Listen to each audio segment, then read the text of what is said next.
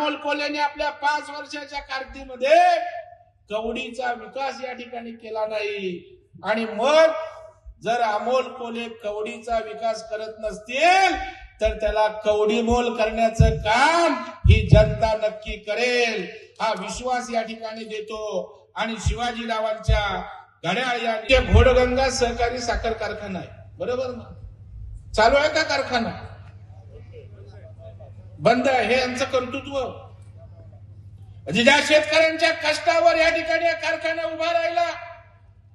मला वाटतं मल्लिकार्जुन या देवस्थाननं या ठिकाणी 100-125 एकराची जागा त्या कारखान्याला दिली। त्याही वेळेला सांगितलं होतं मल्लिकार्जुन नाव आम्ही त्या कारखान्याला देऊ। कारखान्याला तर नाव दिलं नाही, कारखान्याला स्वतःच्या वडिलांचं नाव दिलं। अरे जे देवाला फसवतात ते त्या ठिकाणी जनतेसाठी काय काम करतात?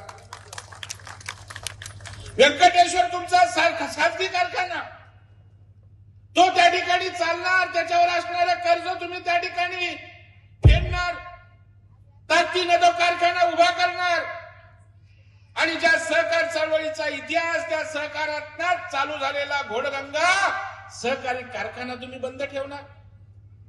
म्हणजे 15 किलोमीटर मध्ये प्रचंड प्रमाणावर ऊस असताना तुमचा खासगी कारखाना त्या ठिकाणी चालणार आणि सर्वसामान्य माणसांचा घोडगंगा बंद राहणार। अशोक पवार तुम्हाला हिशोब चुकवावा लागेल निवडणुकीनंतर। आपण या घोडगंगामध्ये काय घोडं मारलंय ते जनतेसमोर, शिरूरवासियांसमोर उघड केल्याशिवाय आम्ही राहणार नाही। त्याची किंमत ही तुम्हाला मोजावी लागणार।